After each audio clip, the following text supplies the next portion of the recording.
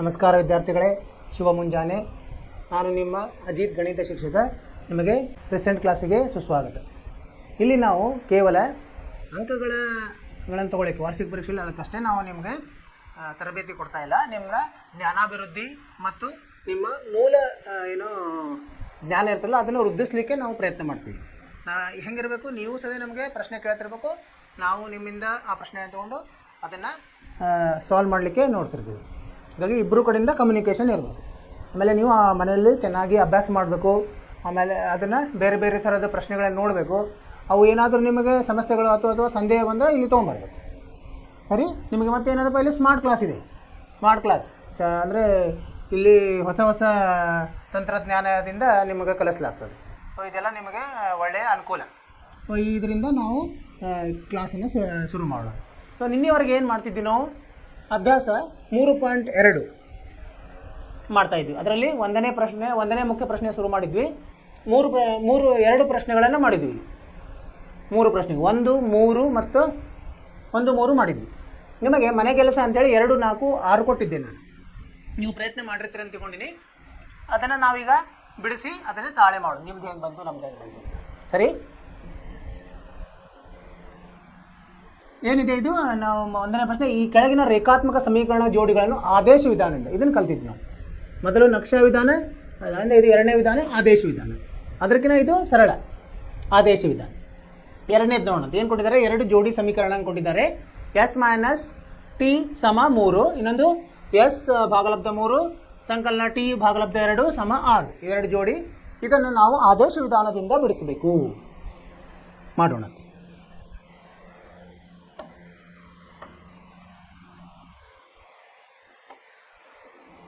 ಒಂದನೇ ಮುಖ್ಯ ಪ್ರಶ್ನೆಯಲ್ಲಿ ಇದು ಎರಡನೇ ಲೆಕ್ಕ. ಜೋಡಿಗಳನ್ನು ಬರ್ಕೊಳ್ಳೋಣ.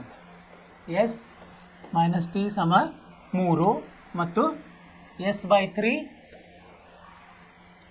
Plus T/2 T/2 T ಭಾಗಲಬ್ಧ 2 6. ಇದು ಒಂದನೇದ್ದು, ಇದು ಎರಡನೇದ್ದು. ಇಲ್ಲಿ ನೋಡಿ, ಎರಡನೇದ್ದು ಹೇಗಿದೆ? ಸ್ವಲ್ಪ ಅದು ಸರಳವಾಗಿಲ್ಲ, ಅದು ಭಾಗಲಬ್ಧ ರೂಪದಲ್ಲಿದೆ. ಅದನ್ನು ನಾವೇನು ಮಾಡೋಣ? ಭಿನ್ನರಾಶಿ ರೂಪದಲ್ಲಿದೆ. ಅದನ್ನು ನಾವು ಮಾರ್ಪಡಿಸಿ ಸರಳ ರೂಪದಲ್ಲಿ ತರೋಣಂತೆ, ಮೂಲ ರೂಪದಲ್ಲಿ. ಇಲ್ಲೇನಾಗುತ್ತೆ? ನಾವೇನು ಮಾಡೋಣಂತೆ, ನಾವು ಇದನ್ನು ಬರೀ ಪರಿಹಾರ ಶುರು ಮಾಡೋದಿಲ್ಲ. ಪರಿಹಾರ ಮೊದಲೇನು ಮಾಡೋಣಂತೆ, ಇದು ಒಂದನೇದನ್ನು ಮಾರ್ಪಡಿಸಿದ್ರೆ ಏನು? ಎಸ್ದಲ್ಲಿ ತರೋಣಂತೆ. ಏನು? ಎಸ್ ಸಮ 3, ಟಿಯನ್ನು ಬಲಗಡೆ ತೊಗೊಂಡ್ರೆ 3 ಪ್ಲಸ್ ಟಿ ಆಯಿತು. ಇದಕ್ಕೇನಂತ ನೋಡಂತೆ? 3 ಅಂತ ಹೇಳೋಣಂತೆ. ಈಗ ಎರಡನೇದು ಏನು ಮಾಡೋಣಂತೆ? ಇದಕ್ಕೆ 6ರಿಂದ ಗುಣಿಸೋಣಂತೆ. ಅಂದರೆ ಲಸ 6 ಆಗ್ತದೆ. ಸಮೀಕರಣ 2ಕ್ಕೆ 6ರಿಂದ ಗುಣಿಸಿದಾಗ ಸರಳ ಮಾಡ್ಕೊಳ್ಳೋದು ನಾವು. ಹಾಗೆ ಮಾಡಿದರೆ ಸ್ವಲ್ಪ ಕಠಿಣ ಆಗ್ತದೆ. ನಾವು ಗುಣಿಸಿ ಅದನ್ನು ಸರಳ ಮಾಡಿಬಿಟ್ರೆ ಮುಂದೆ ನಮಗೆ ಸರಳ ಆಗ್ತದೆ. ಏನಾಗುತ್ತೆ? ಇಲ್ಲಿ 2s ಪ್ಲಸ್ 3t ಸಮ ಈ 6 ಲಸ ಇಲ್ಲಿ ಬಂದರೆ 6ರಿಂದ ಗುಣಿಸಿ 36 ಆಗುತ್ತೆ. ಇದು ಒಂದು ಸಮೀಕರಣ. ಇದು 4ನೇ ಸಮೀಕರಣ. ಈಗೇನು ಮಾಡೋಣಂತೆ? 3ನೇ ಸಮೀಕರಣವನ್ನು ಈ 4ನೇ ಸಮೀಕರಣದಲ್ಲಿ ಆದೇಶಿಸೋಣ. ಏನು ಮಾಡೋಣ? ಈಗ 3ನೇ ಸಮೀಕರಣ ಅಂದರೆ ಸಮೀಕರಣದಲ್ಲಿ ಏನಿದೆ? ಎಸ್ ಇದೆ. ಸಮೀಕರಣದ ಎಸ್ ಅನ್ನು 4ನೇ ಸಮೀಕರಣದಲ್ಲಿ 4ನೇದರಲ್ಲಿ ಆದೇಶಿಸಿದಾಗ, ಸರಿ, ಆದೇಶಿಸಿದಾಗ ಏನಾಗ್ತದೆ? ಎಸ್ ಇದ್ದಲ್ಲಿ ಇದನ್ನು ಹಾಕ್ಬಿಡೋದು. 2 ಕೌಂಸ್ದಾಗ 3 ಪ್ಲಸ್ ಟಿ ಪ್ಲಸ್ 3t ಸಮ 36. ಈಗ ಇದನ್ನು ಕಂಸಗಳನ್ನು ತೆಗೆಯೋಣ. ತೆರೆದ್ರೆ ಏನಾಗುತ್ತೆ? 2 3 6 ಪ್ಲಸ್ 2t ಪ್ಲಸ್ 3t ಸಮ 36 ಆಯಿತು. ಅಂದರೆ ಈ 6ನ್ನು ಈ ಕಡೆ ತೊಗೊಂಡ್ರೆ ಮೈನಸ್ ಆಗುತ್ತೆ, ಅಂದರೆ ಋಣ ಆಗ್ತದೆ. 2t 3t ಸೇರಿದರೆ 5t ಆಯಿತು. 5t ಸಮ 30. ಟಿ ಎಷ್ಟಾಗುತ್ತೆ? 30/5 ಅಂದರೆ ಎಷ್ಟಾಯಿತು? 6. ಟಿ ಎಷ್ಟಾಯಿತು? 6 ಬಂತು. ಸರಿ, ಈಗ ನಮಗೆ ಒಂದನೇ ಉತ್ತರ ಸಿಕ್ತು. ಇದನ್ನು ನಾವು ಉಪಯೋಗಿಸಿ ನಾವೇನು ಮಾಡೋಣಂತ? ಮುಂದುಗಡೆ ಹೋಗೋಣಂತೆ. ಏನು? ಈ ಟಿ ಬೆಲೆಯನ್ನು ಇಲ್ಲಿ ಮಾಡೋಣ.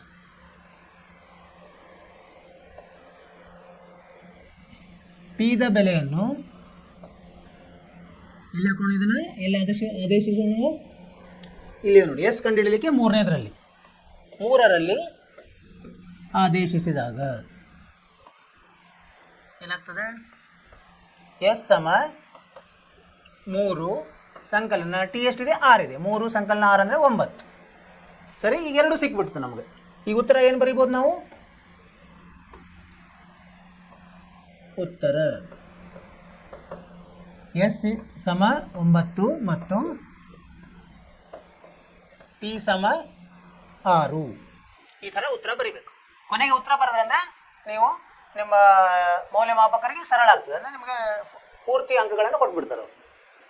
ಇದನ್ನು ನಾವು ಬೇಕಂದರೆ ಹಿಂಗೆ ಬಾಕ್ಸಲ್ಲಿ ಹಾಕ್ಬೋದು, ಉತ್ತರವನ್ನು ಹಿಂಗೆ ಬಾಕ್ಸಲ್ಲಿ ಹಾಕಿದರೆ ಇದೇ ಉತ್ತರ ಅಂತ ಗೊತ್ತಾಗ್ತದೆ. ಸರಿ ಇದೆಯಲ್ಲ, ಎಸ್ 9 ಟಿ 6. ಏನೇನು ಮಾಡಿದ್ವಿ ನಾವು, ಮೊದಲು ಅವರು 2 ಜೋಡಿ ಸಮೀಕರಣಗಳನ್ನು ಕೊಟ್ಟಿದ್ದಾರೆ. ಆ ಸಮೀಕರಣದಲ್ಲಿ ಒಂದನೇದನ್ನು ನಾವು ಮಾರ್ಪಡಿಸಿದ್ವಿ. ಒಂದನ್ನು ಎದರಲ್ಲಿ ಮಾರ್ಪಡಿಸಿದ್ವಿ, ಎಸ್ ಅನ್ನು ಟಿ ಯಲ್ಲಿ ಹೇಳಿದ್ವಿ. ಎಸ್ ಸಮ 3 ಪ್ಲಸ್ ಟಿ ಆಯಿತು. ಅನಂತರ 2ಅನ್ನು ಅದು ಭಿನ್ನರಾಶಿ ರೂಪದಲ್ಲಿ ಇರೋದ್ರಿಂದ ಅದನ್ನು ಏನು ಸರಳೀಕರಣಗೊಳಿಸಿ ನಾವು 2s ಪ್ಲಸ್ 3t ಸಮ 36 ತೊಗೊಂಡು ಬಂದ್ವಿ.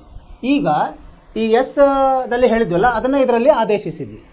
ಅಂದರೆ ಮೂರನೇ ಸಮೀಕರಣದ ಎಸ್ ಅನ್ನು, ಸೊ ಇದು ಎಸ್ ಬೆಲೆ ಬಂದಿದೆ, ಎಸ್ದನ್ನು 4ನೇದರಲ್ಲಿ ನಾವು ಏನು ಮಾಡಿದ್ವಿ, ಆದೇಶಿಸಿದ್ವಿ. ಅವಾಗ ಏನು ಬಂತು, ನಮಗೆ ಟಿ ಬೆಲೆ ಬಂತು. ಆ ಟಿ ಬೆಲೆಯನ್ನು ಮತ್ತೆ 3ರಲ್ಲಿ ಆದೇಶಿಸಿದಾಗ ನಮಗೆ ಎಸ್ ಬೆಲೆ ಬಂತು. ಎರಡೂ ಕಂಡುಹಿಡಿದ್ವಿ, ಸರಳವಾಗಿದೆ. ನೀವು ಹೀಗೆ ಮಾಡಿದಿರಿ ಅಂತ ತಿಳ್ಕೊಂಡಿದ್ದೀನಿ. ಸರಿ, ಸೊ ಇದರಿಂದ ನಾವು ಮುಂದ್ಗಡೆ ಹೋಗೋಣಂತೆ ಮುಂದಿನ ಲೆಕ್ಕಕ್ಕೆ. ಸರಿ, ಯಾವುದಿದೆ, 3 ಮಾಡಿದ್ವಿ ನಾವು ಇಲ್ಲಿ ನಿನ್ನೆ. 4ನೇದ್ದು ಏನಿದೆ, ಅದು 0.2 ಎಕ್ಸ್ ಸಂಕಲನ 0.3y ಸಮ 1.3 ಒಂದು ಸಮೀಕರಣ. ಇನ್ನೊಂದು 0.4x ಪ್ಲಸ್ 0.5y ಸಮ 2.3. ಇದನ್ನು ನಾನು ನಿಮಗೆ ನಿನ್ನೆ ಕೆಲವೊಂದು ಇದು ಕೊಟ್ಟಿದ್ದೆ ನಾನು, ಏನಂದರೆ ಇದನ್ನು ನಾವು 10ರಿಂದ ಗುಣಿಸಿಬಿಟ್ರೆ ಸರಳ ಸಮೀಕರಣ ಆಗಿಬಿಡ್ತದೆ. ಅದನ್ನು ಮಾಡೋಣ ಈಗ. 4ನೇದು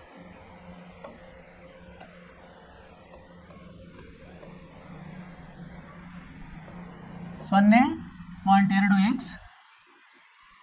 ಪ್ಲಸ್ 0.3y ಸಮ 1.3. ಇದಕ್ಕೇನು ಮಾಡೋಣಂತೆ, ಇಲ್ಲೇ ಮಾಡಿಬಿಟ್ರೆ 10ರಿಂದ ಗುಣಿಸಿದಾಗ ಎರಡೂ ಕಡೆ ಗುಣಿಸಿದರೆ ಎರಡೂ ಕಡೆ ಗುಣಿಸ್ಬೇಕು, ಅಂದರೆ ಅದರ ಮೌಲ್ಯವು ಬದಲಿ ಆಗಲ್ಲ. ಏನಾಗುತ್ತೆ, 0 ಅಂದರೆ 0.2ಕ್ಕೆ 10ರಿಂದ ಗುಣಿಸಿದ್ರೆ 2 ಬರ್ತದೆ. 2x ಸಂಕಲನ 3y ಸಮ 13 ಆಗುತ್ತೆ. ಇದು 1 ಅಂತ ಹೇಳ್ಬೋದು ನಾವು, ಸರಿನಾ. ಆಮೇಲೆ ಇನ್ನೊಂದು ಕೊಟ್ಟಿದ್ದಾರೆ ಅವರು, ಏನು ಕೊಟ್ಟಿದ್ದಾರೆ, 0.4x ಪ್ಲಸ್ 0.5y ಸಮ 2.3. ಇದಕ್ಕೂ 10ರಿಂದ ಗುಣಿಸೋಣ. 10ರಿಂದ ಗುಣಿಸಿದಾಗ ಸರಳ ಮಾಡ್ಕೊಳ್ಳಿಕ್ಕೆ, ಸಮೀಕರಣಗಳನ್ನು ಸರಳ ಮಾಡ್ಕೊಳ್ಳಿಕ್ಕೆ ಈ ವಿಧಾನಗಳನ್ನು ಮಾಡೋದು. ಇಲ್ಲೇನಾಗುತ್ತೆ, 4x ಸಂಕಲನ 5y ಸಮ 23. ಇದಕ್ಕೇನೋ 2 ಅನ್ನೋಣ, ಸರಿನಾ. ಈಗೇನು ಮಾಡೋಣ, 1ಅನ್ನು ಮಾರ್ಪಡಿಸೋಣ, ಎಕ್ಸ್ದಲ್ಲಿ ಹೇಳೋಣ. ಇಲ್ಲಿಂದನೇ ಶುರು ಆಯ್ತು ನಮ್ಮ ಪರಿಹಾರ. ಸೊ 1ಅನ್ನು ಮಾರ್ಪಡಿಸಿದಾಗ ಹೆಂಗೆ ಮಾರ್ಪಡಿಸಬೇಕು, ಒಂದೇ ಚರಾಕ್ಷರವನ್ನು ಇನ್ನೊಂದು ಚರಾಕ್ಷರದಲ್ಲಿ ವ್ಯಕ್ತಪಡಿಸೋದು. ಈಗೇನು ಮಾಡೋಣ, ಎಕ್ಸನ್ನು ಇಲ್ಲಿಟ್ಟು ವಾಯನ್ನು ಈ ಕಡೆ ತೊಗೊಂಡು ಹೋಗೋಣ. 13 ಮೈನಸ್ 3y, ಇಲ್ಲಿ 2 ಅದಕ್ಕೆ ಗುಣಾಕಾರ ಆಗಿದೆ, ಇಲ್ಲಿ ಕೆಳಗೆ ಬಂದರೆ ಭಾಗಾಕಾರ ಆಗುತ್ತೆ. ಸರಿ, ಇದಕ್ಕೆ 3 ಅನ್ನೋಣ. ಈಗೇನು ಮಾಡೋಣಂತೆ, 3ಅನ್ನು 2ರಲ್ಲಿ ಆದೇಶಿಸಿದಾಗ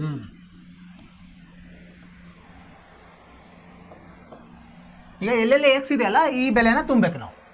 4 13 ಮೈನಸ್ 3y ಭಾಗಲಬ್ಧ 2 ಪ್ಲಸ್ 5y ಸಮ 23. ಇಲ್ಲೇನಾಗುತ್ತೆ, 2 1 2 ಹೋಗುತ್ತೆ. ಇದನ್ನು ಬಿಡಿಸಿದಾಗ ಏನಾಗುತ್ತೆ, 26 ಮೈನಸ್ 6y ಪ್ಲಸ್ 5y ಸಮ 23. ಈಗೇನು ಮಾಡೋಣ, 23ಅನ್ನು ಆ ಕಡೆ ತೊಗೊಂಡಂತ ಇವೆರಡು ವಾಯನ್ನು ಈ ಕಡೆ ತೊಗೊಂಡಾಗ 6y ಇಲ್ಲಿ ಪ್ಲಸ್ ಆಗುತ್ತೆ, 5y ಮೈನಸ್ ಆಗುತ್ತೆ. ಅಂದರೆ 26 ಮೈನಸ್ 23 ಎಷ್ಟಾಗುತ್ತೆ, 3 ಸಮ y ಆಗುತ್ತೆ. ಅಂದರೆ y ಬೆಲೆ 3 ಬಂತು ನಮಗೆ. ಈ y ಬೆಲೆಯನ್ನು y ಸಮ 3 ಎಲ್ಲ ಆದೇಶಿಸಬೇಕು, 3ರಲ್ಲಿ ಆದೇಶಿಸಬೇಕು. ನಾವು 3ರಲ್ಲಿ ಆದೇಶಿಸಿದಾಗ ಏನಾಗುತ್ತೆ, ಎಲ್ಲೆಲ್ಲಿ y ಇದೆ ಅದನ್ನು ಹಾಕೋದು. x ಸಮ 13 ಮೈನಸ್ 3 ಗುಣಾಕಾರ 3 ಭಾಗಲಬ್ಧ ಎಷ್ಟಾಗುತ್ತೆ 2. ಎಷ್ಟಾಯ್ತು ಇದು 13 3 3 9 13ರಾಗ 9 ಹೋದರೆ 4 4/2 ಉತ್ತರ ಎಷ್ಟು ಬಂತು 2 ಬಂತು. ಈಗ ಏನಂತ ಬರಿಬೋದು ನಾವು ಉತ್ತರವನ್ನು, ಉತ್ತರ x ಸಮ ಎಷ್ಟು ಬಂದಿದೆ 2 ಮತ್ತು y ಸಮ 3 ಇದೇ ಉತ್ತರ. ಅರ್ಥವಾಯಿತು? ಮೊದಲೇನು ಮಾಡಿದ್ವಿ, ಇದು ದಶಮಾನ ಪದ್ಧತಿಯಲ್ಲಿತ್ತು. ದಶಮಾಂಶವನ್ನು ತೆಗಿಲಿಕ್ಕೆ ನಾವು 10ರಿಂದ ಗುಣಿಸಿದ್ವಿ 2 ಸಮೀಕರಣಕ್ಕೆ, ಅದು ಸರಳ ಸಮೀಕರಣವಾಯಿತು. ಆ ಸಮೀಕರಣ 1ನೇ ಸಮೀಕರಣ ಮಾರ್ಪಡಿಸಿ x ಅನ್ನು y ನಾವು ವ್ಯಕ್ತಪಡಿಸಿದ್ವಿ. ಆ x ಬೆಲೆಯನ್ನು 2ನೇದರಲ್ಲಿ ನಾವು ಆದೇಶಿಸಿದಾಗ ಏನಾಯಿತು, ನಮಗೆ y ಬೆಲೆ ಬಂತು. ಆ y ಬೆಲೆಯನ್ನು ಮತ್ತೆ ನಾವು 3ರಲ್ಲಿ ಆದೇಶಿಸಿದಾಗ ಏನಾಯಿತು, ನಮಗೆ x ಬೆಲೆ ಬಂತು. ಸೊ ಇದೇ ಉತ್ತರ, x ಸಮ 2 ಮತ್ತು y ಸಮ 3. ಈಗ 2 3 4 ಆಯಿತು. 5ನೇ ಪ್ರಶ್ನೆ ನೋಡಿ, ವರ್ಗಮೂಲ ಇದೆ, ಸ್ವಲ್ಪ ಹುಷಾರಾಗಿ ಮಾಡಬೇಕಿಂತವಿದ್ದಾಗ. ವರ್ಗಮೂಲ 2x ಪ್ಲಸ್ ವರ್ಗಮೂಲ 3y ಸಮ 0. ಎರಡನೇ ಇದೇನಿದೆ, ವರ್ಗಮೂಲ 3x ಮೈನಸ್ ವರ್ಗಮೂಲ 8y ಸಮ 0. ಇದನ್ನು ಬಿಡಿಸೋಣ. ಇದನ್ನು ಮೊದಲು ಸರಳೀಕರಣಗೊಳಿಸೋಣ ಅಂತ, ಅದು ಹೇಗೆ ಗೊಳಿಸೋದು ನೋಡೋಣ ಅಂತ. ಈಗ 5ನೇ ವರ್ಗಮೂಲ 2x ಪ್ಲಸ್ ವರ್ಗಮೂಲ 3y, ಹಾಗೇನೂ ಮಾಡ್ಬೋದು. ಇದೇನು ವರ್ಗಮೂಲ ನಾವು ಸರಳೀಕರಣಗೊಳಿಸಲಾರ್ದೂ ಮಾಡ್ಲಿಕ್ಕೆ ಬರುತ್ತೆ, ನೋಡೋಣ ಹೇಗೆ ಮಾಡೋದು. ಇದು ಒಂದನೇದು. ಆಮೇಲೆ ವರ್ಗಮೂಲ 3x ಇರಬೇಕಲ್ಲ, ವರ್ಗಮೂಲ 8y ಸಮ 0, ಇದು ಎರಡನೇದ್ದು. ಸರಿ, ಈಗ ಒಂದನೇದನ್ನು ಮಾರ್ಪಡಿಸೋಣ ಅಂತ. ಏನು, ಒಂದನ್ನು ಮಾರ್ಪಡಿಸಿದಾಗ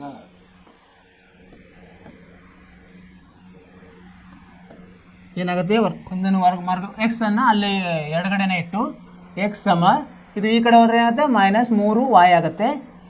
ಭಾಗಲಬ್ಧ ಏನಾಯಿತು ವರ್ಗಮೂಲ 2, ಇದು ಎಕ್ಸ್ ಬೆಲೆ. ಈ ಎಕ್ಸ್ ಅನ್ನು ಇದರಲ್ಲಿ ನಾವು ಏನು, ಈಗ ಈ ಎಕ್ಸ್ ಬೆಲೆಯನ್ನು ಇದಕ್ಕೆ 3 2ರಲ್ಲಿ ಆದೇಶಿಸಿದಾಗ ಏನಾಗುತ್ತೆ, ವರ್ಗಮೂಲ 3 ಎಕ್ಸ್ ಅಂದರೆ ಏನಿದೆ, ಋಣ ವರ್ಗಮೂಲ 3y ಬೈ ವರ್ಗಮೂಲ 2 ಇದೆ, ಮತ್ತು ಮೈನಸ್ ಅಂದರೆ ವ್ಯವಕಲನ ವರ್ಗಮೂಲ 8y ಇದೆ ಸಮ 0. ಈಗ ಇದನ್ನು ಗುಣಿಸೋಣ ಅಂತ. ವರ್ಗಮೂಲ 3 ಗುಣಿಸಿದೆ ಅಂತ 3 ಬರ್ತದೆ, ಅಂದರೆ ಮೈನಸ್ 3y ಬೈ ವರ್ಗಮೂಲ 2 ವರ್ಗಮೂಲ 8y ಸಮ 0. ಸರಿ, ಈಗೇನು ಮಾಡೋಣಂತೆ, ಈಗ ಇದರದ್ದು ಲಸ ವರ್ಗಮೂಲ 2 ಆಗ್ತದೆ. ವರ್ಗಮೂಲ 2 ಇದು ಹಾಗೆ ಉಳಿತದೆ, 3y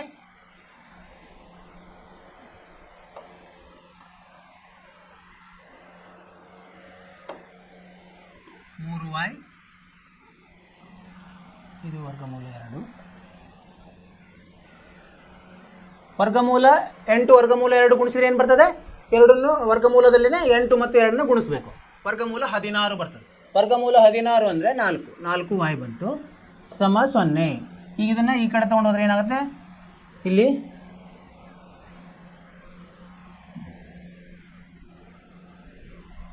ಏನಾಗುತ್ತೆ, ಇದು ಮೈನಸ್ 7y ಸಮ 0 ಆಯಿತು. y ಎಷ್ಟು ಬಂತು 0, y ಬೆಲೆ 0 ಆಯಿತು. ಇದರಿಂದ x ಬೆಲೆಯನ್ನು ಇಲ್ಲಿ ತೊಗೊಂಡು ಹೋಗೋಣ. ಈ y ಬೆಲೆಯನ್ನು y ಸಮ 0 ಇದನ್ನು ಏನು ಮಾಡೋಣ, 3ರಲ್ಲಿ ಆದೇಶಿಸಿದಾಗ ಏನಾಗುತ್ತೆ, x ಸಮ ಮೈನಸ್ 3 ಗುಣಲಬ್ಧ 0 ಬೈ ಗುಣಲಬ್ಧ 2 ಅಂದರೆ x ಬೆಲೆನೂ 0 ಆಯಿತು. ಸರಿ, ಎರಡೂ 0 ಆಯಿತು. ಅಂದರೆ ಎಕ್ಸು ವೈ ಎರಡು 0 ಇದೇ ಅದರ ಉತ್ತರ ಆಗ್ತದೆ.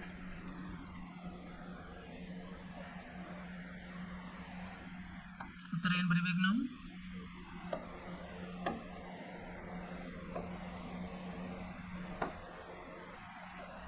ಉತ್ತರ x ಸಮ 0 y ಸಮ 0. ಇಲ್ಲಿ ನೋಡ್ರಿ, ಇದರಲ್ಲಿ ಹಾಕಿದ್ರೆ ನಿಮಗೆ ಇದು ಇಲ್ಲಿ 0 ಬರೀಬೇಕು.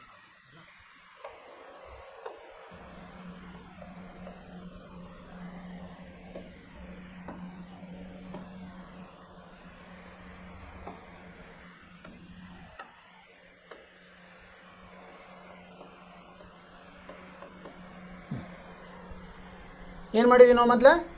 ಇವು ಎರಡು ಸಮೀಕರಣಗಳನ್ನು ಕೊಟ್ಟಿದ್ದಾರೆ, ವರ್ಗಮೂಲದಲ್ಲಿದೆ. ಅದರಲ್ಲಿ ನಾವು ಒಂದನೇ ಸಮೀಕರಣವನ್ನು ಮಾರ್ಪಡಿಸಿ ಎಕ್ಸ್ದಲ್ಲಿ ಹೇಳಿದ್ವಿ. ಆ ಎಕ್ಸ್ ಬೆಲೆಯನ್ನು ಎರಡನೇದರಲ್ಲಿ ನಾವೇನು ಮಾಡಿ ಆದೇಶಿಸಿದ್ವಿ. ಎರಡನಲ್ಲಿ ಆದೇಶಿಸಿದಾಗ ಏನಾಯಿತು, ನಮಗೆ ವಾಯ್ ಬೆಲೆ ಬಂತು. ವಾಯ್ ಎಷ್ಟಿದೆ? 0 ಇದೆ. ಆ ವಾಯ್ದ ಬೆಲೆ 0ನ್ನು 3ರಲ್ಲಿ ಆದೇಶಿಸಿದಾಗ ಎಕ್ಸ್ ಬೆಲೆಯು 0 ಬಂತು. ಹೀಗಾಗಿ ಎಕ್ಸ್ ಸಮ 0, ವಾಯ್ ಸಮ 0 ಇವೇ ಇದರ ಉತ್ತರಗಳು. ಅರ್ಥ ಆಯಿತು ವಿದ್ಯಾರ್ಥಿಗಳೇ? ನೀವು ಹೀಗೇನೆ ಮಾಡಿದಿರಿ ಅಂತ ತಿಳ್ಕೊಂಡಿದ್ದೀವಿ. ಸರಿ, ಈಗೇನು ಮಾಡೋಣ? ಮುಂದಿನ ಪ್ರಶ್ನೆಗೆ ಹೋಗೋಣ. 5 ಆಯ್ತು. ಈಗ 6ನೇ ಪ್ರಶ್ನೆ.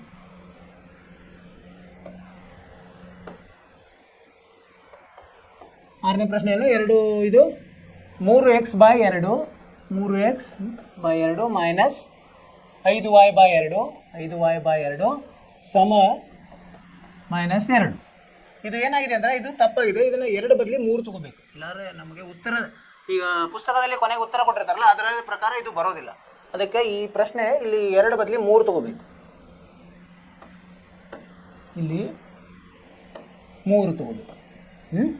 ಆಮೇಲೆ ಇನ್ನೊಂದು ಇದು 1ನೇದು, 2ನೇದೇನಿದೆ ಎಕ್ಸ್ ಭಾಗಲಬ್ಧ 3 ಪ್ಲಸ್ y ಭಾಗಲಬ್ಧ 2 ಸಮ 6 13/6.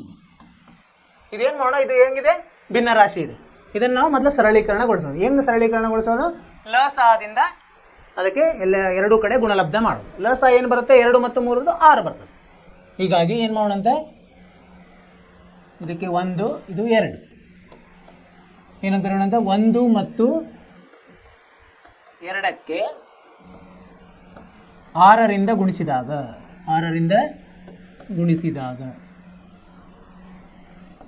ಈಗ ಅವ್ರು ಕೊಟ್ಟಿದ್ದಾರಲ್ಲ ಇದು 2, ಇದರ ಮೇಲೇನೂ ಮಾಡಿದ್ರು ಬರುತ್ತೆ. ಅವರು ಕೊನೆಗೇನು ಉತ್ತರ ಕೊಟ್ಟಿದ್ದಾರಲ್ಲ ಆ ಉತ್ತರ ಪ್ರಕಾರ ಬರಲ್ಲ.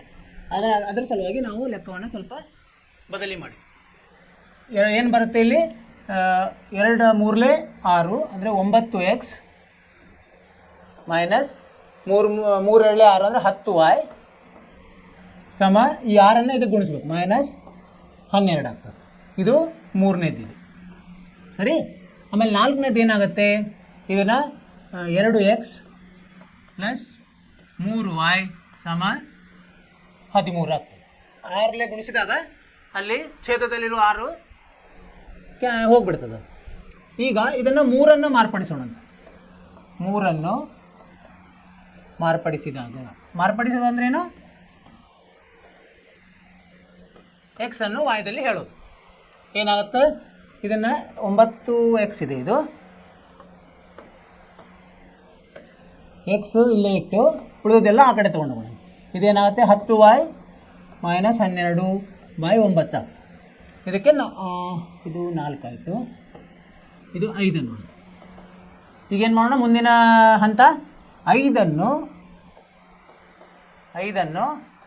ನಾವೇನು ಮಾಡಬೇಕು? 4ರಲ್ಲಿ ಆದೇಶಿಸೋಣ.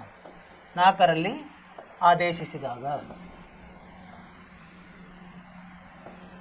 ಏನಾಯ್ತು? ಈಗ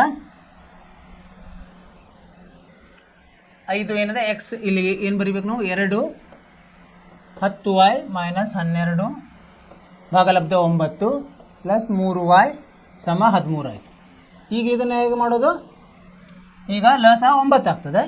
ಇದು 2 10 20y ಮೈನಸ್ 24 ಪ್ಲಸ್ 27y ಸಮ 13 7 90 ಅಂತ.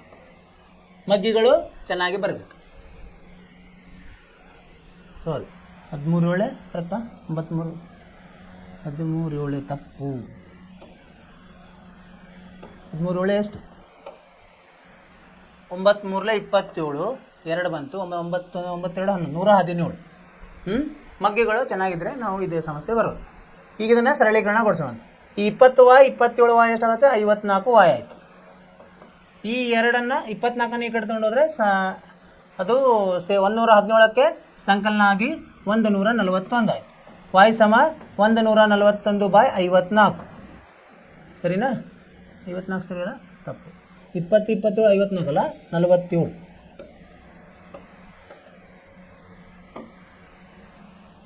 ಇಲ್ಲಿ ತಪ್ಪಿದೆ ನೋಡಿ. 20y 27y 47y ಇದೆ. y ಏನಾಗುತ್ತೆ 47. ಅಂದರೆ ಇದು ಎಷ್ಟರಿಂದ ಹೋಗುತ್ತೆ 3ರಿಂದ ಹೋಗುತ್ತೆ. 3 7 21 47 ಗುಂಡ್ಲೆ 3 ಎಷ್ಟು 7 3 21 ಕೆಲ ಬಂತು 2 4 3 12 14 ಅಂದರೆ y ಬೆಲೆ 3 ಬಂತು. ಸರಿ, ಈ y ಬೆಲೆಯನ್ನು 5ರಲ್ಲಿ ನಾವು ಆದೇಶಿಸಬೇಕು. y ಸಮ ಎಷ್ಟು 3ಅನ್ನು 5ರಲ್ಲಿ ಆದೇಶಿಸಿದಾಗ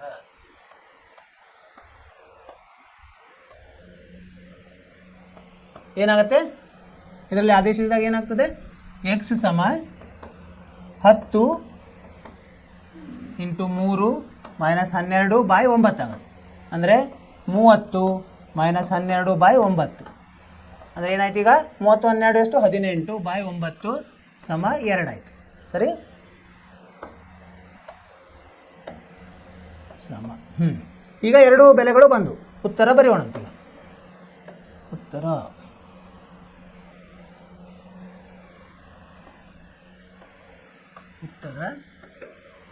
x ಸಮ 2 y ಸಮ 3. ಇದು ನಮ್ಮ ಉತ್ತರ. ಏನು ಮಾಡಿದ್ವಿ ನಾವಿಲ್ಲಿ? ಎರಡು ಇದನ್ನ ಸಮೀಕರಣ ಕೊಟ್ಟಿದ್ದಾರೆ. ಅವು ಹೇಗೆ ಕೊಟ್ಟಿದ್ದಾರೆ? ಅವರು ಭಿನ್ನ ರಾಶಿ ರೂಪದಲ್ಲಿದೆ. ಆ ಭಿನ್ನ ರಾಶಿ ರೂಪವನ್ನು ನಾವೇನು ಮಾಡಿದ್ವಿ? ಲಸ ತಗೊಂಡು ಎರಡರದ್ದು ಲಸ ಒಂದೇ ಬಂದಿದೆ ಅಂತ ನಾವು 6ರಿಂದ 2 ಗುಣಿಸಿವಿ. ಒಂದು ವೇಳೆ ನಿಮ್ಮ ಲಸ ಬೇರೆ ಬೇರೆ ಬಂದಿದ್ರೆ ಆ ಥರ ಗುಣಿಸ್ಬೇಕು. ಇಲ್ಲಿ 2 ಒಂದೇ ಬಂದಿದೆ. ಸೊ ಲಸವನ್ನು 6ರಿಂದ ಗುಣಿಸಿದಾಗ ನಮಗೆ ಸರಳವಾದ ಸಮೀಕರಣ ಸಿಕ್ತು. ಆ ಸರಳವಾದ ಸಮೀಕರಣವನ್ನು ಮೊದಲು 3ಅನ್ನು ಮಾರ್ಪಡಿಸಿದ್ವಿ. ಹೆಂಗೆ ಮಾರ್ಪಡಿಸಿದ್ವಿ ನಾವು? ಆ ಸಮೀಕರಣವನ್ನು x-ಅನ್ನು y-ದಲ್ಲಿ ಹೇಳಿದ್ವಿ.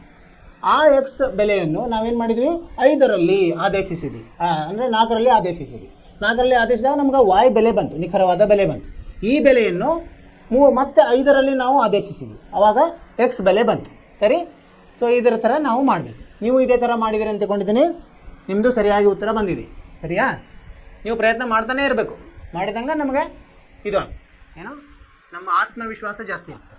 ಸೊ ಈ ಜ್ಞಾನದಿಂದ ನಾವೇನು ಮಾಡೋಣ? ಈಗ ಮುಂದ್ಗಡೆ ಹೋಗೋಣಂತೆ. ಮುಂದಿಂದು ಏನಿದೆ? ಇದು 2ನೇ ಮುಖ್ಯ ಪ್ರಶ್ನೆ. ಏನಂತ ಹೇಳ್ತಾರೆ ಇಲ್ಲಿ? ಹೆಂಗಿದೆ? ಏನು ಶಬ್ದದಲ್ಲಿದೆ ಇದು? ಇಲ್ಲ, ಇದು ಮುಂದಿಂದು. ಇದು ಸರಳವಾಗಿದೆ. ಇದನ್ನು ಮಾಡೋಣ. ಏನಂತ ಹೇಳ್ತಾರೆ ಇಲ್ಲಿ? 2x ಮತ್ತು 3y ಸಮ 2x + 3y = 11 ಮತ್ತು 2x - 4y ಸಮ -24 ಅನ್ನು ಬಿಡಿಸಿರಿ. ಮೊದಲು ಆದೇಶ ವಿಧಾನ ಬಿಡಿಸಬೇಕು. ಮತ್ತು ಇದರಿಂದ y ಸಮ mx ಸಂಕಲನ 3ರಲ್ಲಿ m ದ ಬೆಲೆಯನ್ನು ಕಂಡುಹಿಡಿಯಿರಿ. ಇಲ್ಲೇನಾಗುತ್ತೆ? ನಮಗೆ x ಮತ್ತು y ಬೆಲೆ ಬರ್ತವೆ. ಆ ಬೆಲೆಯನ್ನು ಇದರಲ್ಲಿ ಆದೇಶಿಸಬೇಕು. ಇನ್ನೊಂದು ಸಮೀಕರಣದಲ್ಲಿ ಅಲ್ಲಿ m ಬೆಲೆ ಕಂಡುಹಿಡಿಯಿರಿ. ಮಾಡೋಣ. ಮೊದಲು ಬರ್ಕೊಂಬಂತೆ ಏನೇನು ಸಮೀಕರಣ ಇದೆ? 2x + 3y ಸಮ ಎಷ್ಟು 11. ಸರಿ, ಇದು ಒಂದನೇದು. ಎರಡನೇದು ಏನಿದೆ? 2x ಋಣ 4y ಸಮ -24 ಅಥವಾ ಋಣ 24. ಇದು ಎರಡನೇದು. ಮೊದಲು ಏನು ಮಾಡೋಂತ ನಾವು ಯಾವಾಗಲೂ ನಾನು ಒಂದನೇದನ್ನು ಮಾರ್ಪಡಿಸ್ತಾ ಇದ್ದೇನೆ. ನೀವು ಎರಡನೇದನ್ನು ಮಾರ್ಪಡಿಸಿ ನೋಡ್ಬೋದು. ಅದು ಒಂದು ನಿಮಗೆ ಮನೆ ಕೆಲಸ ಇದ್ದಂಗೆ. ಎರಡನೇದು ಮಾಡಿದ್ರೆ ಹೆಂಗೆ ಬರ್ತದೆ? ಎರಡನೇದು ಮಾರ್ಪಡಿಸಿ ಅದು ಒಂದನೇದರಲ್ಲಿ ಹಾಕಿ ನೋಡಿ. ಅದನ್ನು ಒಂದೇ ಬರಬೇಕು ಉತ್ತರ. ಈಗ 1ಅನ್ನು ಮಾರ್ಪಡಿಸಿದಾಗ ಸಮೀಕರಣ 1ಅನ್ನು ಮಾರ್ಪಡಿಸಿದಾಗ ಏನು ಬರ್ತದೆ? x ಸಮ ಇದು 3y ಆ ಕಡೆ ಹೋಗ್ತದೆ, ಋಣ ಆಗ್ತದೆ. 11 - 3y ಭಾಗಲಬ್ಧ 2 ಆಗ್ತದೆ. ಇದಕ್ಕೆ 3ಅನ್ನು ನೋಡೋಣ. ಸರಿನಾ? ಈ 3ಅನ್ನು 2ರಲ್ಲಿ ಆದೇಶಿಸೋಣ. 3ಅನ್ನು 2ರಲ್ಲಿ ಆದೇಶಿಸಿದಾಗ ಏನಾಗುತ್ತೆ? 2 x ಇದ್ದಲ್ಲಿ ಇದನ್ನು ಹಾಕೋದು. 11 - 3y ಭಾಗಲಬ್ಧ 2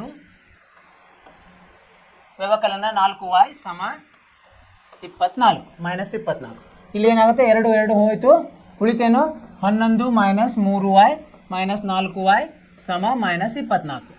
ಇಲ್ಲಿ ಬಂತು 11 ಮೈನಸ್ 7y ಸಮ ಮೈನಸ್ 24. ಈ ಮೈನಸ್ 24 ಎರಡುಗಡೆ ತರೋಣ ಅಂತ ಈ ಮೈನಸ್ 7y ಬಲಗಡೆ ತೊಗೊಂಡು ಅವಾಗ ಏನಾಗುತ್ತೆ 11 ಪ್ಲಸ್ 24 ಸಮ 7y ಆಯಿತು. ಅಂದರೆ 7y ಸಮ 35 ಆಯಿತು. ಇದನ್ನು ಈ ಕಡೆ ಬರ್ತಿದ್ದೀನಿ, ಏನೂ ಸಮಸ್ಯೆ ಇಲ್ಲ. y ಸಮ 35/7 ಆಯಿತು. ಅಂದರೆ 7 5 35, y ಬೆಲೆ ಬಂತು ನಮಗೆ 5. ಈ 5ಅನ್ನು ನಾವು ಇದರಲ್ಲಿ 3ರಲ್ಲಿ ಹಾಕೋಣ ಆದೇಶಿಸೋಣ. y ಸಮ 5ಅನ್ನು 3ರಲ್ಲಿ ಆದೇಶಿಸಿದಾಗ ಏನಾಗುತ್ತೆ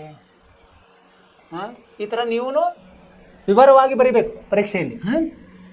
x ಸಮ 11 ಮೈನಸ್ 3 ಗುಣಾಕಾರ 5 ಭಾಗಲಬ್ಧ 2. 11 ಮೈನಸ್ 15 ಭಾಗಲಬ್ಧ 2 ಏನಾಯಿತು? 11 ಮೈನಸ್ 15 ಅಂದರೆ ಮೈನಸ್ 4/2 ಋಣ 2 ಬಂತು. ಎಕ್ಸ್ ಬೆಲೆ ಋಣ 2 ಬಂತು. ಈಗ ನಮಗೆ ಎಕ್ಸ್ ಮತ್ತು y ಬೆಲೆ ಬಂತು. ಈಗ ಅವ್ರೇನು ಹೇಳಿದಾರೆ y ಸಮ mx ಪ್ಲಸ್ 3ರಲ್ಲಿ ಕಂಡುಹಿಡಿಯಿರಿ ಅಂತಂದರೆ ಇದರಲ್ಲಿ ನಾವು ಆದೇಶಿಸೋಣ ಅಂತ.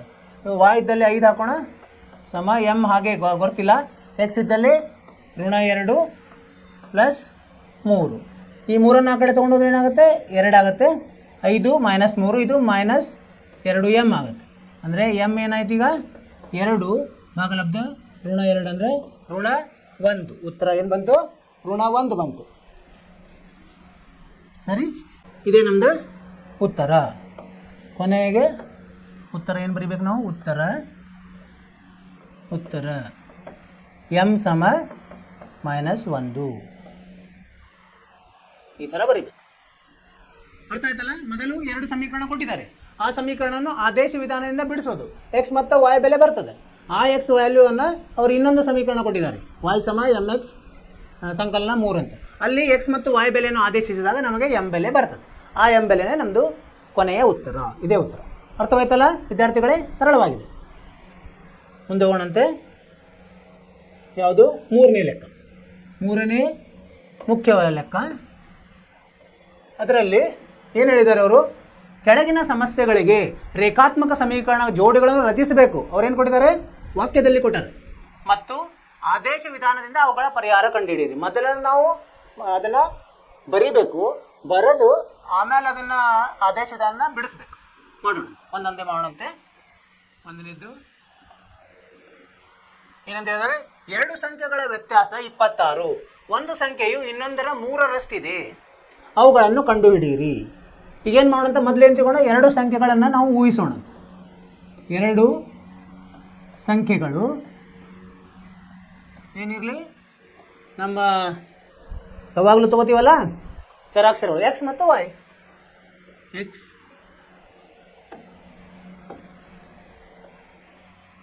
ಎಕ್ಸ್ ಮತ್ತು ವೈ ಇರಲಿ.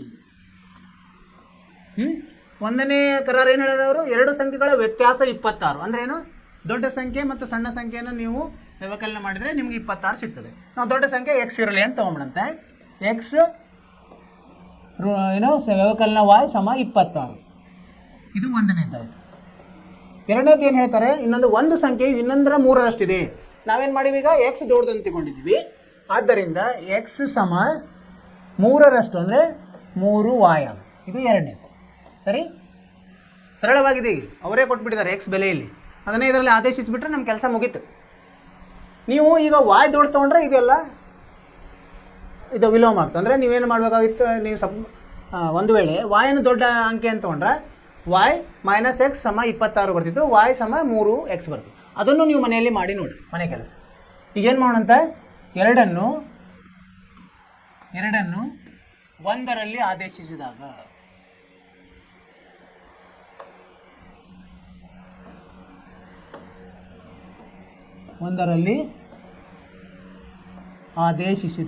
ಏನಾಗ್ತದೆ? ಎಕ್ಸ್ ಇದ್ದಲ್ಲೇ 3y ಹಾಕ್ಬೇಕು ನಾವು. 3y ಮೈನಸ್ y ಸಮ 26 ಆಯಿತು.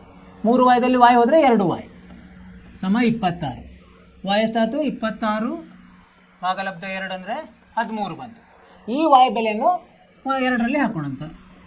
y ಸಮ 13 ಏನು ಮಾಡೋಣ? 2ರಲ್ಲಿ ಆದೇಶಿಸಿದಾಗ ಏನಾಗುತ್ತೆ? ಎಕ್ಸ್ ಸಮ 3 ಗುಣಲಬ್ಧ 13 ಅಂದರೆ 39 ಆಯಿತು. ಅಂದರೆ ಎಕ್ಸ್ ಬೆಲೆ 39 ಬಂತು, y ಬೆಲೆ 13 ಬಂತು. ಈಗ ಇಲ್ಲಿ ಬೇಕಾದ್ರೆ ತಾಳೆ ನೋಡ್ರಿ, 39ರಲ್ಲಿ 13 ಕಳೆದ್ರೆ ಎಷ್ಟು ಬರುತ್ತೆ? 26. ಮತ್ತು 39 ಹೇಗಿದೆ? 13ರ 3 ಪಟ್ಟಿದೆ, 13 3ಲೆ 39. ಈಗ ಉತ್ತರವನ್ನು ಬರೆಯೋಣ. ಅವ್ರೇನು ಹೇಳಿದ್ದಾರೆ? ಅವುಗಳನ್ನು ಕಂಡುಹಿಡಿಯಿರಿ. 2 ಸಂಖ್ಯೆಗಳು ಅಂತ ಹೇಳೋಣ. 2 ಸಂಖ್ಯೆಗಳು ಏನೇನಾಯಿತು? 13 ಮತ್ತು 39. ಇದು ಉತ್ತರ. ಅರ್ಥವಾಯಿತು? ಸರಳವಾಗಿದೆ. ಏನಂದರೆ ನಮಗೆ ಅವರು ಏನು ವಾಕ್ಯದಲ್ಲಿ ಕೊಟ್ಟಿದ್ದಾರೆ ಅರ್ಥ ಏನೋ ಆಗಬೇಕು. ಅದು ಅರ್ಥ ಆತಂದರೆ ನಾವು ಸಮೀಕರಣ ಸರಳವಾಗಿ ರಚಿಸ್ತೀವಿ. ಅವರು ಏನು ಕೊಟ್ಟಿದ್ದಾರೆ? ಮೊದಲು 2 ಸಂಖ್ಯೆಗಳ ವ್ಯತ್ಯಾಸ ಅಂದರೆ 1ರಲ್ಲಿ 1 ಕಳೆಯೋದು.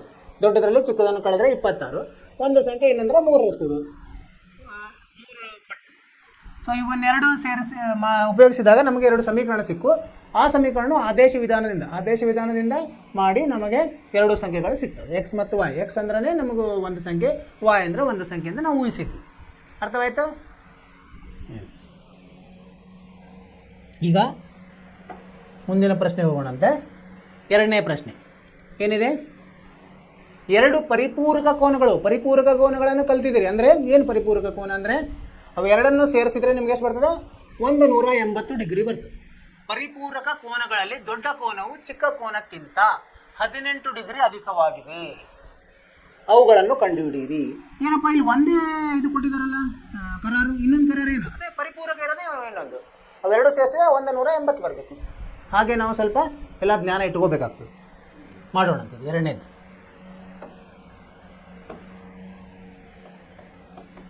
ಯಾವುದು? 3ರಲ್ಲಿ 2ನೇದಿದೆ.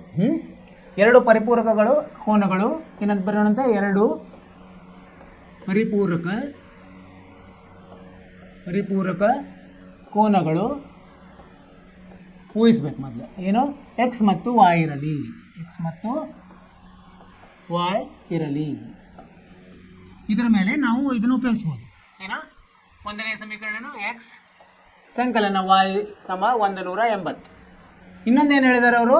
2 ದೊಡ್ಡ ಕೋನವು ಚಿಕ್ಕ ಕೋನಕ್ಕಿಂತ 18 ಡಿಗ್ರಿ ಅಧಿಕವಾಗಿದೆ. ಅಂದರೆ ದೊಡ್ಡ ಕೋನ ಈಗ ಎಕ್ಸೇ ಇರಲಿ, ಇದು 1 ಅಂತ ಬರೋಣಂತೆ. ಎಕ್ಸು ಮೈನಸ್ ವೈ ಸಮ 18 ಅಂತ ಕೊಟ್ಟಿದ್ದಾರೆ. ಅದರ ನಡುವೆ ವ್ಯತ್ಯಾಸ ತೊಗೊಂಡ್ರೆ ನಮ್ಗೆ 18 ಅಂತ ಹೇಳಿದ್ದಾರೆ. ಇದು 2ನೇದು. ಈಗೇನು ಅಂತ 1ನೇದನ್ನು ಅಥವಾ 2ನೇದು ಯಾವುದಾದ್ರೂ ಮಾರ್ಪಡಿಸ್ಬೋದು. ಈ ಸಲ 2ನೇದು ಮಾರ್ಪಡಿಸಿ ನೋಡೋಣ. ನಾವು ಯಾವಾಗಲೂ 1ನೇದ್ದೇ ಮಾಡ್ತಾಯಿದ್ವಿ, ಈಗ 2ನೇದು ಮಾಡೋಣ. ಈಗೇನಾಗುತ್ತೆ? 2ಅನ್ನು ಮಾರ್ಪಡಿಸಿದಾಗ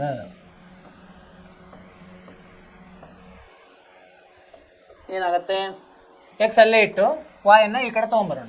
18 ಪ್ಲಸ್ ವಾಯ್ ಆಯಿತು. ಇದು 3ನೇದು. ಈಗೇನು ಮಾಡ್ಬೇಕು ನಾವು? ಇದರಲ್ಲೇನೇ ಮತ್ತೆ ಆದೇಶಿಸಬಾರ್ದು. ನಾವು ಇದನ್ನು ಬಿಟ್ಟು ಅಂದರೆ 1ರಲ್ಲಿ ಆದೇಶಿಸಬೇಕು.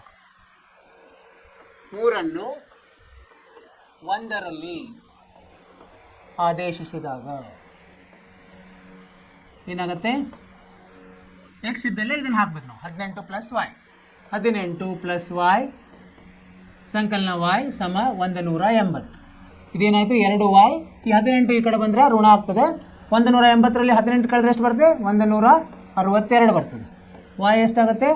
162 ಭಾಗಲಬ್ಧ 2 81 ಆಯಿತು. ಸರಿಯಾಗಿದೆ ತಾನೆ? ಕರೆಕ್ಟ್, ಸರಿಯಾಗಿದೆ.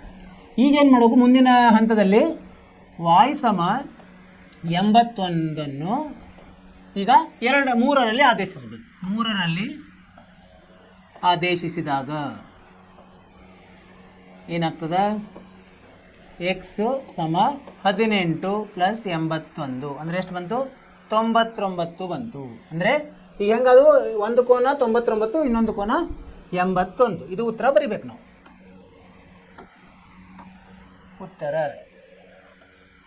ಉತ್ತರ ಬರೆದ್ರೆ ನೋಡಲಿಕ್ಕೆ ಚೆನ್ನಾಗಿರ್ತದೆ.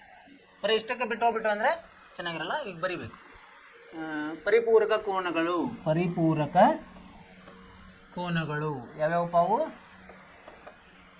ಕೋನಗಳು ಒಂದು 81 ಮತ್ತು ಇನ್ನೊಂದು 99.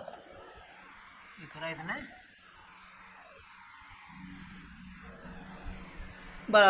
ಚೌಕದಲ್ಲಿ ಹಾಕಿದರೆ ಚೆನ್ನಾಗಿ ಕಾಣುತ್ತೆ. ಈಗ ನಾವು ತಾಳೆ ನೋಡ್ಬೋದು. ಇವು ನೋಡಿ, ಇವೆರಡೂ ಸೇರಿಸಿ ಎಷ್ಟು ಬರುತ್ತೆ? 180 ಬರುತ್ತೆ.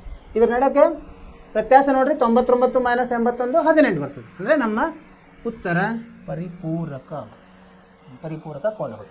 ಉತ್ತರ ಸರಿಯಾಗಿದೆ ಅಂತ ಅರ್ಥವಾಯಿತು. ಏನು ಮಾಡಿದ್ವಿ ನಾವು? ಅವರ ಏನೇನು ಕರಾರು ಕೊಟ್ಟಿದ್ರು ಅದನ್ನು ಉಪಯೋಗಿಸಿ 2 ಸಮೀಕರಣಗಳನ್ನು ಮಾಡಿದ್ವಿ. ಆ ಸಮೀಕರಣ ಆದೇಶ ವಿಧಾನದಿಂದ ನಾವು ಬಿಡಿಸಿದಾಗ 2 ಕೋನಗಳು ಸಿಕ್ಕು. ಈ ಥರ. ಈಗ ಮುಂದಿನ ಈಗ ಎಷ್ಟಾಯಿತು? 2 ಆದವು. 3, 4, 5, 6. 3, 4, 5, 6 ಇದು ನಿಮಗೆ ಮನೆಗೆಲಸ. ನೀವು ಮನೆಯಲ್ಲಿ ಪ್ರಯತ್ನ ಮಾಡಬೇಕು. ಆಮೇಲೆ ನಾಳೆ ನಾವೇನು ಮಾಡೋಣ ಅಂತ ಅದರ ವಿವರಣೆಯನ್ನು ಮಾಡೋಣ. ಎಲ್ಲನೂ ಹೆಂಗಿದೆ? ಅದು ವಾಕ್ಯ ರೂಪದಲ್ಲಿದೆ. ಈ ವಾಕ್ಯ ರೂಪವನ್ನು ನೀವು ಸಮೀಕರಣ ರೂಪದಲ್ಲಿ ತಂದು ಆದೇಶ ವಿಧಾನದಿಂದ ರಚಿಸಬೇಕು, ಅದನ್ನು ಬಿಡಿಸ್ಬೇಕು. ಸರಿ. 3ನೇದು ಏನಿದೆ? ಕ್ರಿಕೆಟ್ ಒಂದರ ತರಬೇತುಗಾರ್ತಿಯು 7 ಬ್ಯಾಟ್ಗಳು ಮತ್ತು 6 ಚೆಂಡುಗಳನ್ನು 3800 ರೂಪಾಯಿಗೆ ಕೊಳ್ಳುತ್ತಾರೆ. ಆ ಬಳಿಕ 3 ಬ್ಯಾಟು 5 ಚೆಂಡುಗಳನ್ನು ಅವರು 1750ಕ್ಕೆ ಕೊಳ್ಳುತ್ತಾರೆ. ಪ್ರತಿಯೊಂದು ಬ್ಯಾಟ್ ಮತ್ತು ಪ್ರತಿಯೊಂದು ಚೆಂಡಿನ ಬೆಲೆಗಳನ್ನು ಕಂಡುಹಿಡಿಯಿರಿ. ಏನು ಮಾಡ್ಬೇಕು ನಾವು? ಮೊದಲು ಇಲ್ಲಿ 7 ಬ್ಯಾಟ್ ಅದು ಏನು ಮಾಡಬೇಕು? ಪ್ರತಿಯೊಂದು ಬ್ಯಾಟ್ ಮತ್ತು ಪ್ರತಿಯೊಂದು ಚೆಂಡಿನ ಬೆಲೆ X ಮತ್ತು Y ಇರಲಿ ಅಂತ ತಗೊಂಡು 2 ಚರಾಕ್ಷರಗಳನ್ನು ಕೊಡಬೇಕು. ಆಮೇಲೆ 1ನೇ ಸಮೀಕರಣ ಏನಾಗುತ್ತೆ? 7x + 6y = 3800 ಆಗುತ್ತೆ. ಇದು 1ನೇ ಸಲ ತೊಗೊಂಡಾಗ. ಅವಳು 2ನೇ ಸಲ ಮತ್ತೊಮ್ಮೆ ತೊಗೊಂಡು ಹೆಂಗೆ? 3 ಬ್ಯಾಟು 5 ಚೆಂಡು. ಅವಾಗ ಏನಾಗುತ್ತೆ? 3x + 5y ಇದಕ್ಕೆ ಸಮ ಆಗ್ತದೆ 1750ಕ್ಕೆ ಸಮ ಆಯಿತು. ಇದನ್ನು ನೋಡಿ, ಇವನ್ನ ನಾವು ಇವೆರಡು ಸಮೀಕರಣ ಬಂದು ಸಮೀಕರಣದಲ್ಲಿ ಒಂದನ್ನು ಮಾರ್ಪಡಿಸೋದು, ಅದರಲ್ಲಿ ಎಕ್ಸ್ ಅಥವಾ ವಾಯದಲ್ಲಿ ಮಾರ್ಪಡಿಸಿ ಆ ಬೆಲೆಯನ್ನು 2ನೇದು ಅಥವಾ 1ನೇದು ಯಾವುದನ್ನು ಮಾರ್ಪಡಿಸಿರ್ತೀವಿ ಅದನ್ನು ಬಿಟ್ಟು ಇನ್ನೊಂದರಲ್ಲಿ ಅದನ್ನು ಆದೇಶಿಸಿ ಅಲ್ಲಿ ಒಂದು ಚರಾಕ್ಷರ ಸಿಗ್ತದೆ. ಆ ಚರಾಕ್ಷರದಿಂದ ಇನ್ನೊಂದು ಇದರಲ್ಲಿ ನಾವು ಯಾವುದರಲ್ಲಿ ಮಾರ್ಪಡಿಸಿದ್ವಲ್ಲ ಅದರಲ್ಲಿ ನೀವು ಆದೇಶಿಸಿದಾಗ ಇನ್ನೊಂದು ಚರಾಕ್ಷರ ಸಿಗುತ್ತೆ. ಇದರಿಂದ ಈ ಥರ ನಿಮಗೆ ಅದರ ಪರಿಹಾರ ಸಿಗ್ತದೆ. ಇದನ್ನು ನೀವು ಮಾಡಿರಿ. 4ನೇದು ಏನಿದೆ ನೋಡಿ, ಒಂದು ನಗರದಲ್ಲಿ ಟ್ಯಾಕ್ಸಿ ಬಾಡಿಗೆಯು 2 ಭಾಗಗಳಿಂದ ಕೂಡಿದೆ. ಅಂದರೆ ನೀವು ಇದರ ದೊಡ್ಡ ಊರಿಗೆ ಹೋದ್ರೆ ಒಂದು ಜಾಗದಿಂದ ಇನ್ನೊಂದು ಜಾಗಕ್ಕೆ ಹೋಗಲಿಕ್ಕೆ ಟ್ಯಾಕ್ಸಿ ಇರುತ್ತಲ್ಲ ಬಾಡಿಗೆ ಮೇಲೆ, ಸೊ ಅದರ ಬಗ್ಗೆ ಹೇಳ್ತಾ ಇದ್ದಾರೆ. ಅಲ್ಲಿ 2 ಭಾಗ ಇರ್ತದೆ. ನೀವು ಹೋದ್ಕೊಳ್ಳೆ ಒಂದೇ ಈಗ ಇದು ಇರಲ್ಲ, ಇಷ್ಟು ಕಿಲೋಮೀಟ್ರ್ ಹೋದರೆ ಎಷ್ಟು ದುಡ್ಡು ಅಂತ ಇರಲ್ಲ. ಅಲ್ಲಿ ಹೆಂಗಿರ್ತದೆ? ಒಂದು ನಿಗದಿತ ಬಾಡಿಗೆ. ನೀವು ಸ್ವಲ್ಪ ಒಂದೇ ಕಿಲೋಮೀಟ್ರ್ ಹೋಗ್ರಿ ಅಥವಾ 500 ಮೀಟ್ರ್ ಹೋದ್ರೂ ಒಂದು ಕೊಡಬೇಕು ಅವ್ರಿಗೆ, ದುಡ್ಡು ಸ್ವಲ್ಪ ಕೊಡಬೇಕು. ಅದಕ್ಕೆ ನಿಗದಿತ ಬಾಡಿಗೆ ಅಂತ. 2ನೇದ್ದು ಆ ಅಷ್ಟು ಕಡಿಮೆ ಅಷ್ಟು ಕಿಲೋಮೀಟ್ರ್ ಆದಮೇಲೆ ಏನಿದೆಯಲ್ಲ ಅದಕ್ಕೆ ಏನಂತಾರೆ? ಚಲಿಸಿದ ದೂರ. ಅದು ಹಾಗೆ ಕೂಡಿಸ್ತಾ ಹೋಗ್ಬೇಕಲ್ಲ. ಹಾಗೆ 2 ಥರದ್ದು ಇದು ಇರ್ತದೆ ಬಾಡಿಗೆ. ಸೊ ನಿಗದಿತ ಬಾಡಿಗೆ ಮತ್ತು 2ನೇದು ಚಲಿಸಿದ ದೂರಕ್ಕೆ ಅನುಗುಣವಾಗಿ ಬಾಡಿಗೆ ಇದೆ. ಇವೆರಡನ್ನು ಸೇರಿಸಿ ಒಟ್ಟು ಬಾಡಿಗೆ ಅಂತ ಹೇಳ್ತಾರೆ. ಒಟ್ಟು ಬಾಡಿಗೆಯಲ್ಲಿ ಇವೆರಡು, ಒಂದು ನಿಗದಿತ, ಒಂದು ಚಲಿಸಿದ ದೂರ. ಒಟ್ಟು ಬಾಡಿಗೆಯು 10 ಕಿಲೋಮೀಟರ್ ಪ್ರಯಾಣಕ್ಕೆ ಅವ್ರೇನಾಗಿದೆ? ಒಬ್ರು ಹೋಗಿದ್ದಾರೆ ಅಥವಾ ನೀವೇ ಹೋಗಿದ್ದೀರಿ, ನಾನೇ ಹೋಗಿದ್ದೀನಿ. ಒಂದ್ಸಲ ಒಂದು ಯಾವುದೋ ಜಾಗದಿಂದ ಇನ್ನೊಂದು ಜಾಗಕ್ಕೆ ಹೋದರೆ ಅಲ್ಲಿ ಎಷ್ಟಾಯಿತು? ಅವರು ಟ್ಯಾಕ್ಸಿ ಇವ್ರ ಚಾಲಕ ಏನು ಹೇಳ್ತಾರೆ? 105 ರೂಪಾಯಿ ಆಯಿತು, ನಿಮ್ಮ ಬಾಡಿಗೆ 105 ಆಯಿತು. ಆಮೇಲೆ ಇನ್ನೊಂದು ಕಡೆ ಹೋದ್ವಿ 15 ಕಿಲೋಮೀಟ್ರ್, ಅಲ್ಲಿ 155 ರೂಪಾಯಿ ಆಯಿತು ಅಂತ ಕೇಳಿದ್ವಿ.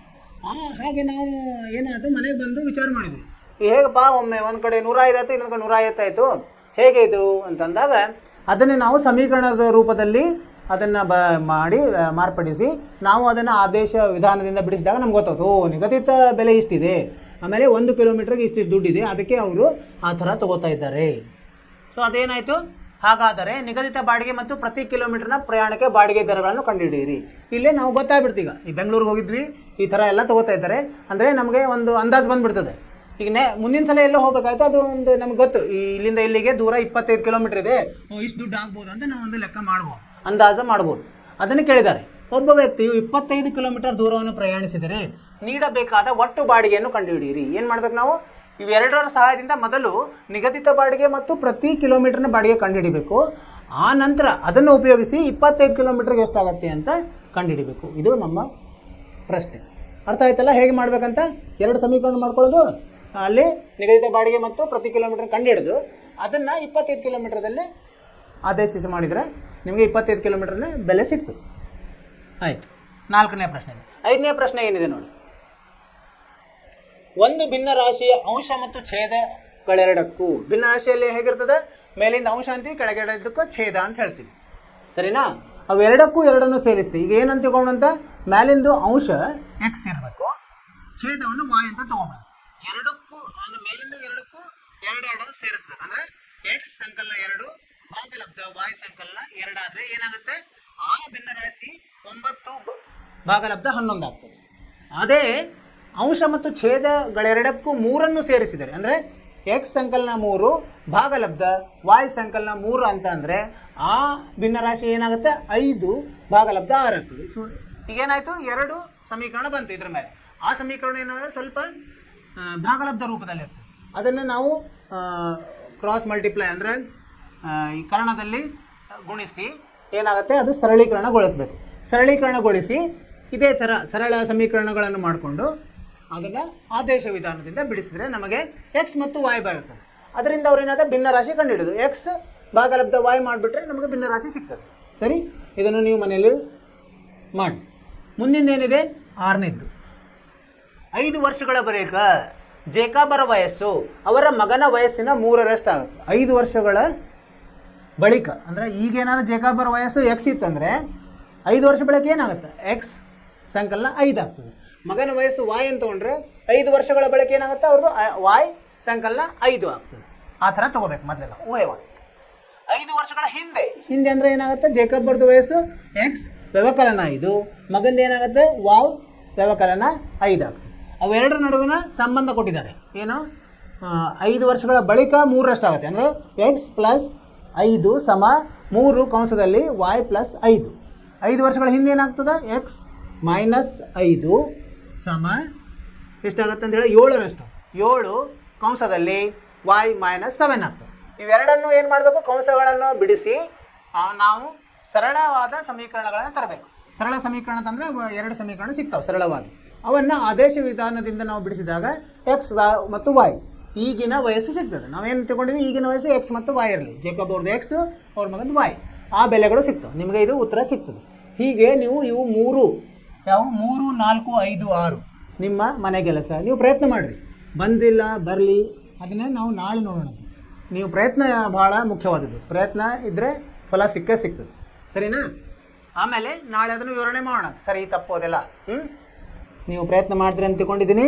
ಇಲ್ಲಿವರೆಗೆ ನಾವು ಈ ಅಭ್ಯಾಸವನ್ನು ಮಾಡಿದ್ವಿ. ಇಲ್ಲಿವರೆಗೆ 3 ಮುಖ್ಯ ಪ್ರಶ್ನೆಯಲ್ಲಿ 2, 1 ಆಯಿತು, 2 ಆಯಿತು. 3ನೇ ಮುಖ್ಯ ಪ್ರಶ್ನೆಯಲ್ಲಿ ಎಷ್ಟು ಮಾಡಿದ್ವಿ ನಾವು, 1 ಮತ್ತು 2 ಅದರಲ್ಲಿಯ ಪ್ರಶ್ನೆಗಳನ್ನು ಮಾಡಿದ್ವಿ. ಇನ್ನು 4 ಪ್ರಶ್ನೆಗಳಿವೆ, ಅದನ್ನು ನಿಮಗೆ ಮನೆ ಕೆಲಸ ಕೊಟ್ಟಿದ್ದೀನಿ, ಪ್ರಯತ್ನ ಮಾಡಿ.